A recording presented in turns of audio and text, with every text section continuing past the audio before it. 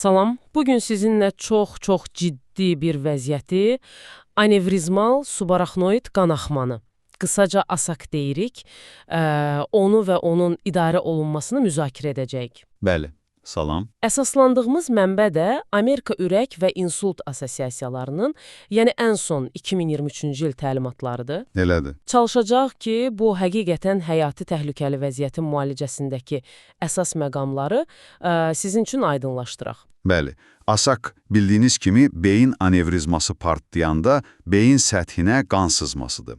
Və çox təəssüf ki, yüksək ölüm həm də əlillik riski daşıyır. Düzdür. Amma baxın, bu təlimatlar da göstərir ki, müasir yanaşmalarla, vaxtında və düzgün müdaxilə ilə nəticələri xeyli yaxşılaşdırmaq mümkündür. Onda gəlin başlayaq. Diaqnozdan tutmuş reabilitasiyaya qədər əsas addımlar nədir? Əlbəttə. Deyərlər hər şey çox vaxt qəfil belə ildırım vurmuş kimi bir baş ağrısı ilə başlayır, elədir? Bu çox klassik əlamətdir deyəsən. Tamamilə doğrudur.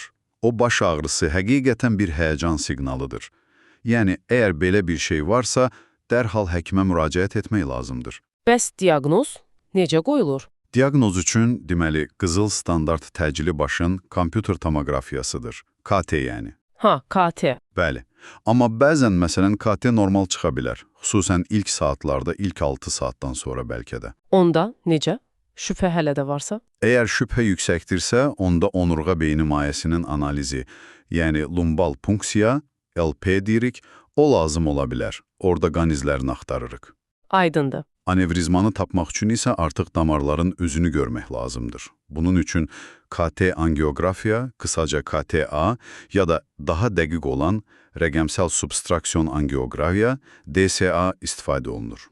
Bəs bu Ottava qaydası nədir? Onu da qeyd etdiniz. Bəzən, yəni çox aşağı riskli görünən xəstələrdə həkimlər əlavə müayinəyə, məsələn, LP-yə ehtiyac olub-olmadığını dəyərləndirmək üçün bu cür klinik qaydalardan istifadə edə bilirlər.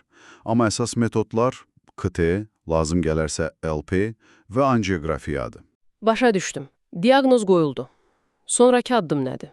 Xəstənin hara aparılması, transport məsələsi çox vacibdir yəqin. Təlimatlar nə deyir bu haqda? Və bunun xəstəxanaya qədərki yardımla əlaqəsi nədir? Baxın, bu həqiqətən kritik bir məqamdır. Çox vacibdir. Təlimatlar çox israrla vurğulayır ki, ASAK şübhəsi olan xəstələr dərhal, yəni vaxt itirmədən yüksək həcmli mərkəzlərə çatdırılmalıdır. Yüksək həcmli, yəni? Yəni o mərkəzlərdə təcrübəli neyrocərrahlar olsun, neyrointervensionistlər olsun, xüsusi təchiz olunmuş neyroreanimasiya şöbələri olsun. Bu işlə çox məşğul olan, təcrübəsi böyük olan mərkəzlər. Deməli, təcili yardımın rolu təkcə xəstəni aparmaq deyil. Qətiyyən. Təcili yardımın işi təkcə xəstəni stabilləşdirmək deyil. Məsələn, təzyiqə ilkin nəzarət etmək, hava yolunu təmin etmək kimi əsas vəzifələrdən biri də onu ən qısa zamanda doğru ünvana, yəni məhz belə ixtisaslaşmış mərkəzə çatdırmaqdır. Çünki orada nəticələr daha yaxşı olur. Bəli, araşdırmalar bunu çox aydın göstərir. İxtisaslaşmış mərkəzlərdə müalicə alan xəstələrdə sağ qalma və funksional nəticələr daha yaxşı olur. Ona görə xəstəxanaya qədərki mərhələdə düzgün triyaj və transport həyati əhəmiyyət kəsb edir. Aydındır.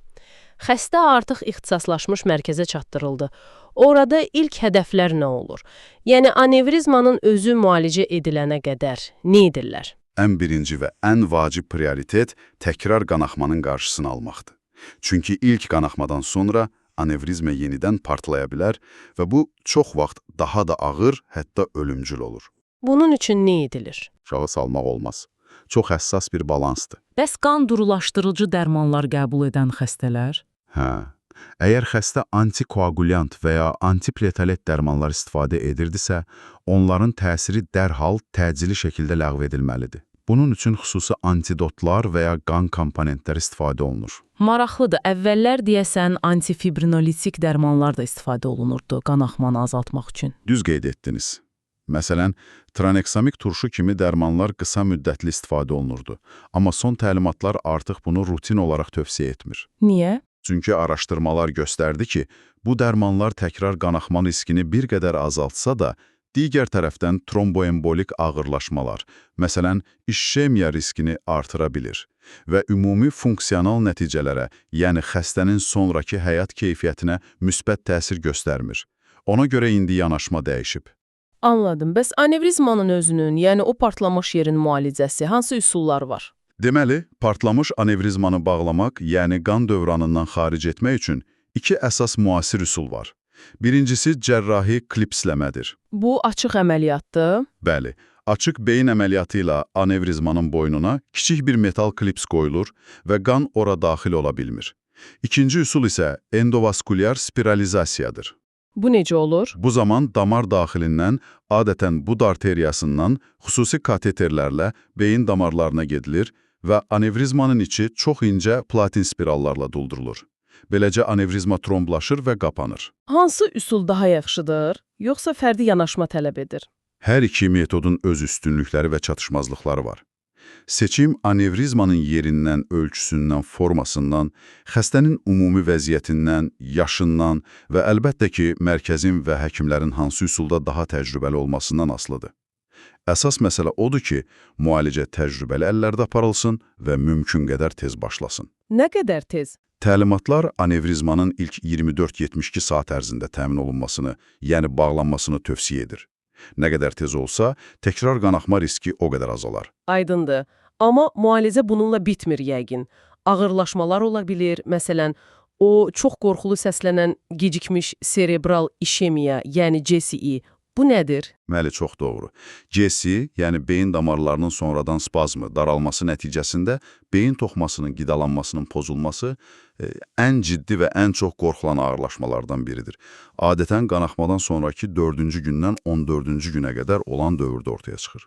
Bunun qarşısını almaq və ya müalicə etmək üçün nə edilir? Bunun üçün ilk növbədə xəstənin nevroloji vəziyyəti çox diqqətlə, yəni ixtisaslaşmış tibb bacıları tərəfindən saat-ba-saat izlənilir. Hər hansı bir pisləşmə əlaməti dərhal həkimə bildirilir.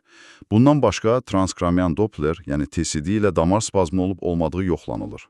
Darman müalicəsi varmı? Var. Maraqlıdır ki, yalnız bir dərman, nimodipin adlı kalsium kanalı blokatoru, bütün ASAK xəstələrinə erkən başlanmasının CSI riskini və onun nəticələrini azaltdığı sübut olunub. Bu, standart müalicə protokolunun bir hissəsidir. Bəs əgər CSI əlamətləri başlasa, yəni spazm olsa? O zaman vəziyyətə görə müdaxilələr edilir. Adətən, qan təzyiqini bir qədər qaldırırlar ki, daralmış damarlardan qan axını yaxşılaşsın. Həmçinin xəstənin bədənində normal maye balansı, yəni euvolemiya saxlanılır. Amma baxın, əvvəllər profilaktik olaraq hamıya çox maye vermək və təzyiqi qaldırmaq kimi yanaşmalar var idi. İndi bunlar tövsiyə edilmir. Yalnız CIAS əlamətləri olanda bu tədbirlər görülür. Deməli, burada yanaşma daha təmkinli olub. Bəli, daha hədəflənmiş və fərdiləşdirilmiş yanaşma tətbiq olunur. Bəs bərpa prosesi, o da yəqin asan keçmir. Əlbəttə, bərpa çox şaxəli və çox vaxt uzun müddətli bir prosesdir. Bu, mütləq multidisiplinar bir komanda işi tələb edir. Yəni, nevroloq, reabilitoloq, fizioterapevt, ergoterapevt, psixoloq, loqoped. Hamısı bir yerdə çalışmalıdır. Nə kimi problemlər qalır sağ qalanlarda? Sağ qalan xəstələrdə təkcə fiziki çətinliklər deyil, həm də koqnitiv problemlər, yaddaş, diqqət, planlaşdırma çətinlikləri kimi və psixoloji məsələlər, məsələn, depressiya, həyəcan pozuntusu, post-travmatik stres çox tez-tez rast gəlinir. Həyat keyfiyyəti əhəmiyyətli dərəcədə aşağı düşə bilir və bu problemlər illərlə davam edə bilir. Bu problemlərin də erkən diaqnozu vacibdir yəqin. Çox vacibdir. Məsələn, depressiyanın vaxtında aşkarlanıb müalicə olunması xəstənin ümumi bərpa prosesinə və uzunmüddətli nəticələrinə müsbət təsir göstərir. Reabilitasiya təkcə fiziki deyil, həm də zehni və psixoloji olmalıdır. Deməli, ümumiləşdirsək, ASAK-nın idarə olunması həqiqətən də bir zəncir kimidir. Sürətli diaqnozdan başlayır, təcili və düzgün transport, ixtisaslaşmış mərkəzdə vaxtında anevrizma müalicəsi, ağırlaşmaların, xüsusən CSI-nin aktiv izlənməsi və müalicəsi və nəhayət uzunmüddətli, hərtərəfli reabilitasiya. Tamamilə doğrudur. Hər bir halqa çox vacibdir və zəncirin qırılmaması üçün hər mərhələdə yüksək peşəkarlıq və diqqət tələb olunur. Vaxt faktoru isə hər zaman kritikdir. Bugün həqiqətən çox əhatəli və faydalı bir müzakirə oldu. Mən də eyni fikirdəyəm Və sonda icazənizlə dinləyicilərimiz üçün bir düşüncə toxumu əkmək istərdim.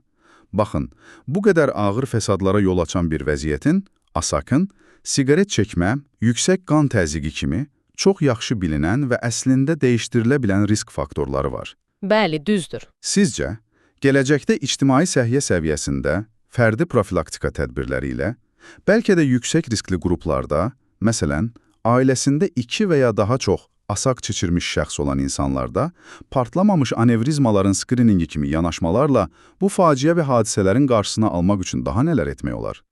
Bu, məncə, hamımızın üzərində düşünməsi gerəkən bir sualdır.